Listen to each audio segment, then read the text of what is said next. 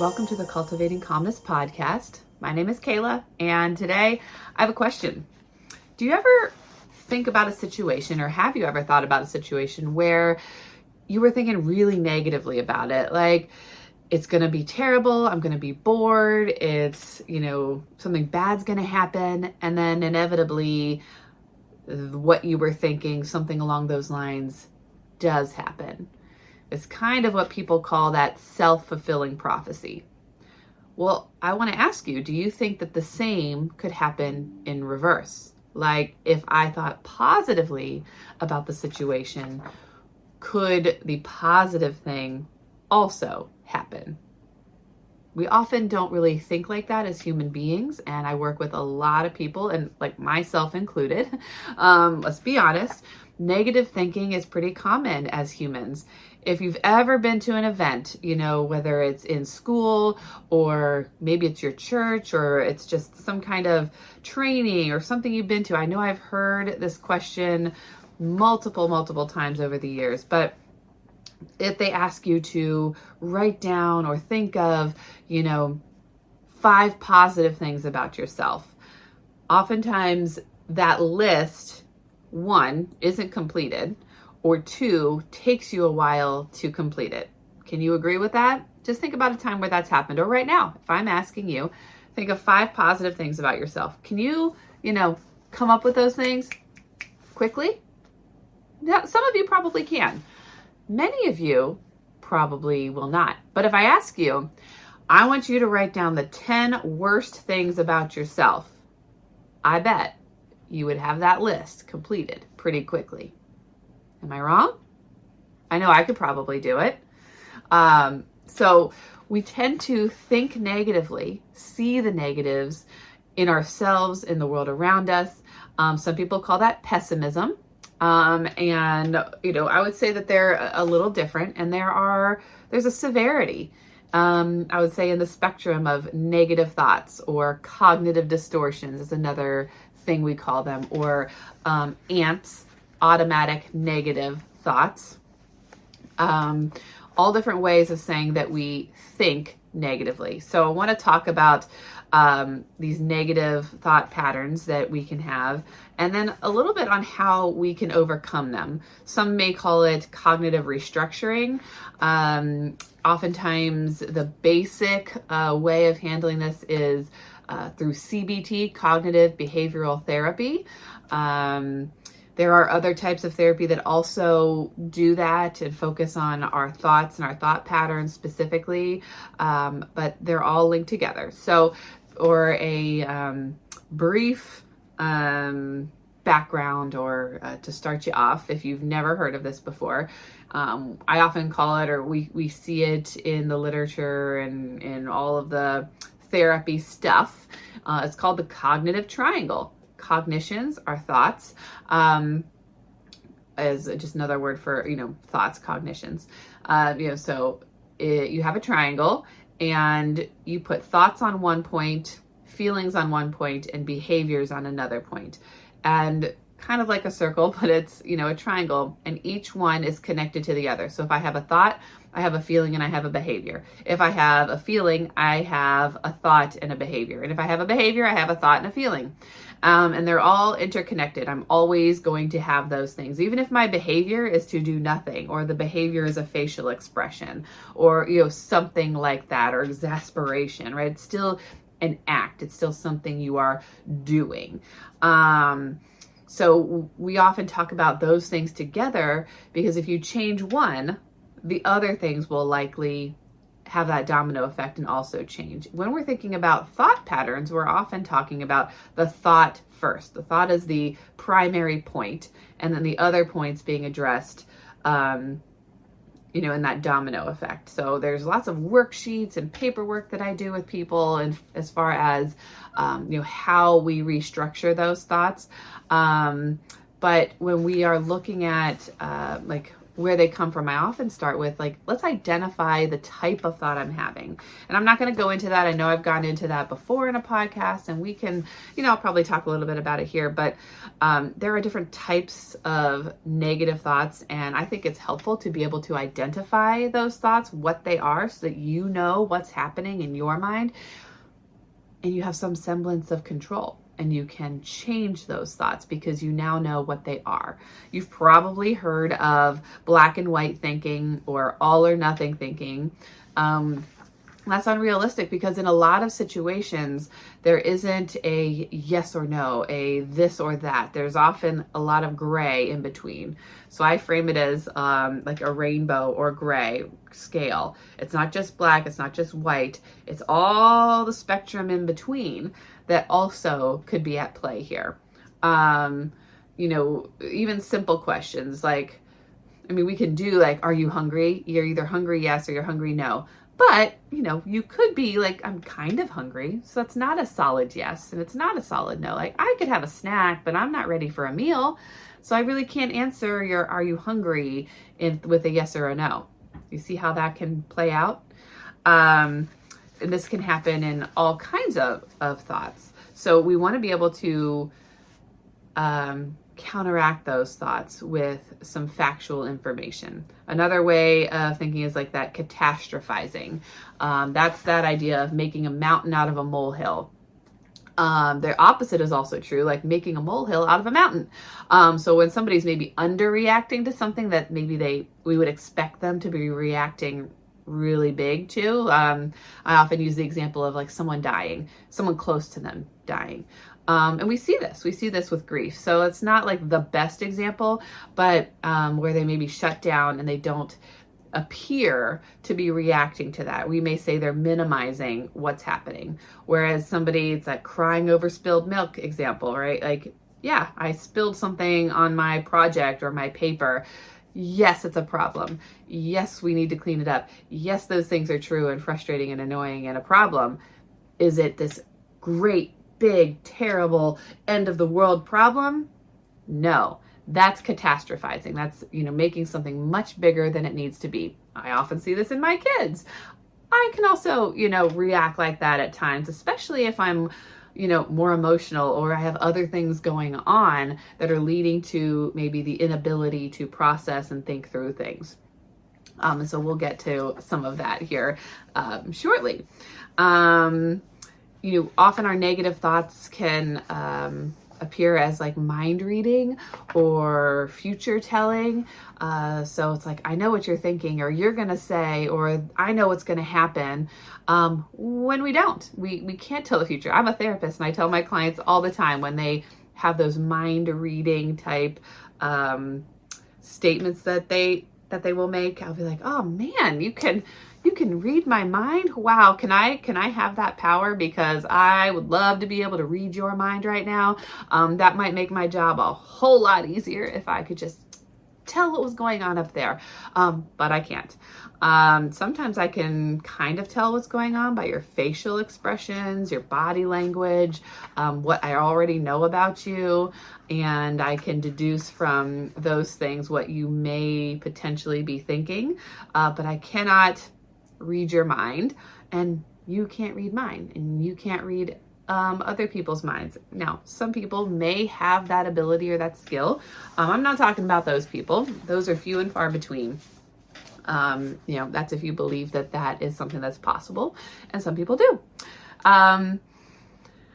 There are so many other types, but those are some really common ones, like making should statements. You should have done this. I should have done this. I could have done this. And yes, sometimes those are appropriate, but a lot of times we make those statements as a way to guilt ourselves or guilt others, shame ourselves, shame others into making a decision or a choice, rather than doing that intuitively or because they want to or because it's what's good or right, So those can be problematic type statements when they're used in specific ways. So not all the time, but a lot of the time. Okay, so when we have other like traumas or past experiences, chronic stress, chronic health problems that are playing in our lives, those can lead to our negative thought processes. And from a holistic perspective and a functional perspective, we also want to address those things. So you may be going to a doctor about some of your maybe stress and health and stuff like that. But if we aren't also addressing that in therapy and up here, those things may continue because our stress up here, our thoughts, have an effect on our body. You know, there is research out there to show, and I don't have the specific research to show that, you know, our thoughts do affect the way we feel and the way our body works. Some people use, now, I'm not saying it's going to heal you, but there has been research done on, you know, like cancer patients who will visualize and imagine like the good cells fighting the bad cells, and like your body, you know, being positive about your illness and the outcome, having a positive effect on, you know, how you're healing or recovering. Again, it doesn't mean that you're going to have a miraculous recovery, but it can aid in your body being able to heal better when your thoughts are better, because when your thoughts are better, your whole physiology, your whole body is going to react positively. And there's some people out there that will say like just the cells in your body are affected by the thoughts in your head. So if you are somebody who is really negative or really stressed right now, thinking about, I just saw a really big bug walk across the floor while I'm here. So, sorry. There's some research and information out there to show that the cells in our body can be really greatly affected by positive thinking. So I'm here to, you know, say that. When we are also thinking about like what we are drinking and what we are eating, we know that caffeine, for example, affects anxiety. So if you have anxiety and you drink a lot of coffee, those two things don't really go together. We probably want to avoid the coffee, even though it tastes good. Or if you really like the taste of coffee, consider getting decaf coffee versus the regular coffee. Or if you usually drink espresso, let's like bring it down to just some regular old coffee and like titrate that down. You know, I'm going to get off track and we could talk about all those things, but you know, healing your gut is going to have an effect on healing your brain. You know, some people say your gut is your second brain. I may even say your gut is your primary brain. So what you're feeding your body is going to feed your mind. So if you're eating a lot of junk food, and believe me, I'm not perfect and I eat junk food. I had some last night before bed when I shouldn't have, you know. So, you know, when I do things like that, we feel the effects of it. Maybe not immediately. Some people do. Some people will notice the effects of that immediately. But other people, it may take time to notice those effects. So you may consider, you know, thinking about what are the things I am eating and drinking that are affecting the way I feel physically, and could that also affect the way I'm thinking, right? If I feel like crap, do you think my mind is going to also feel good, like good, or is it also going to feel kind of crappy, right? If I just had a soda and soda like upsets my stomach, or I just feel like lethargic and whoa, right? Is my mind going to be like, I'm so happy, today's going to be a great day, right? No, I'm probably going to be like, oh, why do I feel like crap? Or why did I drink that? Or why am I feeling this way? And oh my gosh, am I always going to feel this way? Why is this always happening to me? And those negative thoughts just spiral and can get worse and worse. So healing your body heals your brain too. And those things go together, right? They're not, we can't separate them. I wish we could. I wish we could just do one without the other.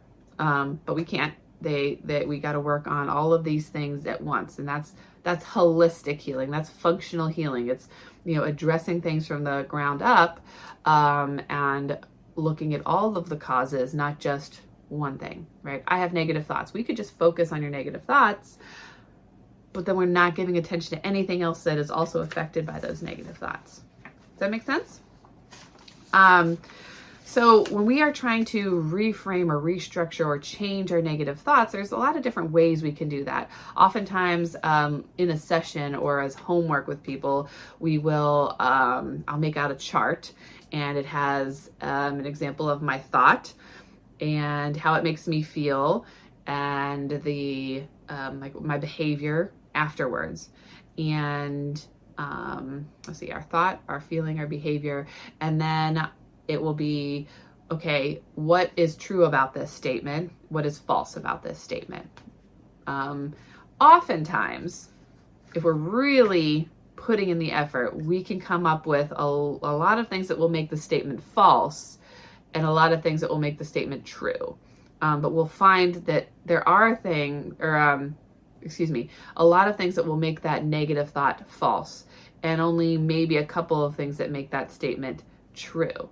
And maybe not all the time, sometimes our statements are fairly true, but just really negative. And all we're looking for is like, let's make it more positive. Let's make it more truthful than it is. And let's see if that changes the way we feel. So we do that. And then, okay, what's the new thought that we could have based on the facts that I've just established? Now, because of my new thought, how might I feel with that new thought? Or how do I feel when I think that new thought? And how am I likely to behave now that I have this new thought and feeling? And what we see is that you play that out and you do that for lots of different thoughts and you do that over and over again. It trains your brain into thinking differently, into finding the more positive way of looking at a situation, because we identify what the negative thought is and, maybe the type of thought that it is, black and white, all or nothing, catastrophizing, shoulding, mind reading, all of those things. That could also be a category if you're wanting to track those things. We lay it out, what's real, what's not real about this statement. Another question might be, what might I tell my best friend if they said this, if I heard them make this statement? My very best friend, would I agree with them or would I try to get them to see it differently? In all likelihood, if it was your best friend, you would be trying to make it better for them, not worse, right? So I want you to be able to do that for yourself, right? Make your own thoughts and your own life better, not just go along with the negative. So when we change that, it makes it easier to then find those positive thoughts. Another activity that I have people do and think about is gratitude or, finding the positives. That may even come before we do like this cognitive restructuring is, every day, either when you wake up or throughout the day or at the end of the day, is to find at least 3 positive things or things that made you smile or things that you're grateful for that day. And this could be anything. Some people think it has to be some big grand gesture. It does not. It could be something about the sunrise. It could be I saw a purple flower and I love purple. Somebody opened the door for me. Someone smiled at me. I got an A on a test. I got to go to the store and buy something I wanted. It could be anything that just is slightly more positive than maybe the way you were feeling. And it's being able to pull out and find those moments. And it gets harder, or it's even better. When you've had like a negative experience, is there anything positive? Is there anything good about it? Is there any way we can shift the way we were thinking to see maybe what came out of that was good or positive? Now, that may not always be the case. I'll give you that. But oftentimes we can find something, and maybe it's like that domino effect of something, right? Like I failed my test, not good, right? I'm not saying you have to be like, yay, I failed my test, right? But I failed the test and actually most people in the class did. If that makes you feel better, that may be just a recognition that, hey, this was a really hard test.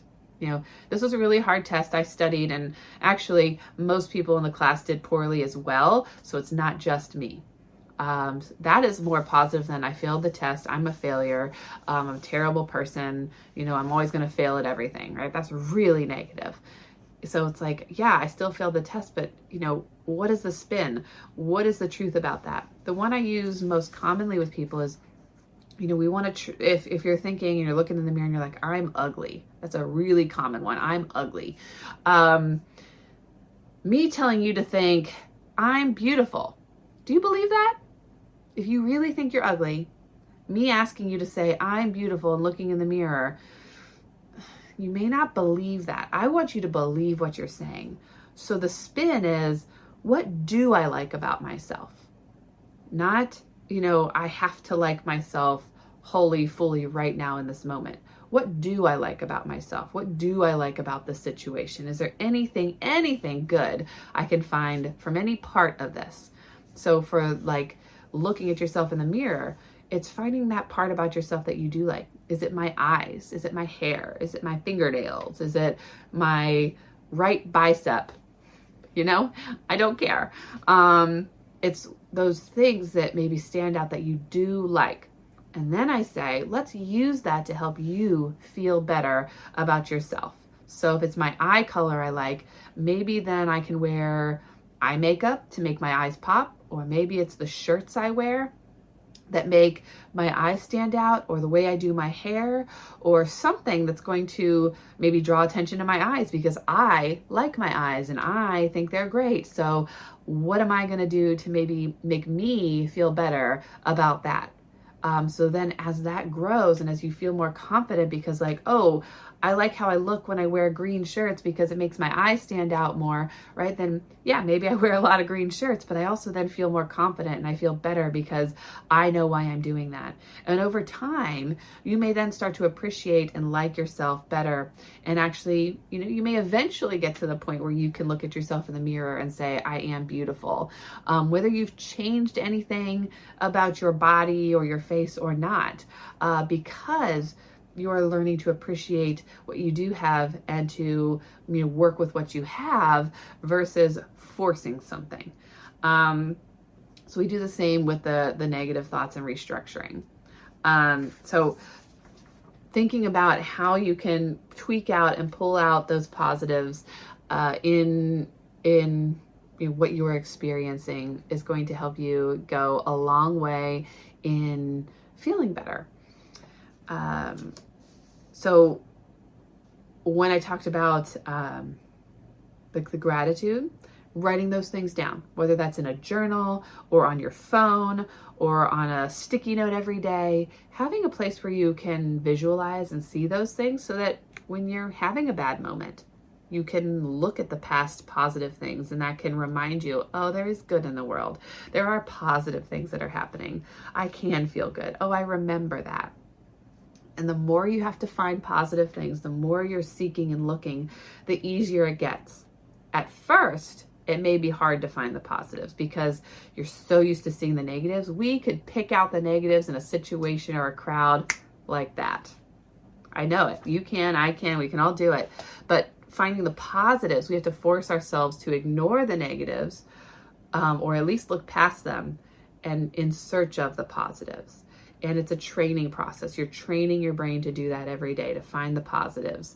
And again, not always easy, but the more you do it, and I've heard from people that I've had do this, I know that it works, is that it gets easier the more you do it.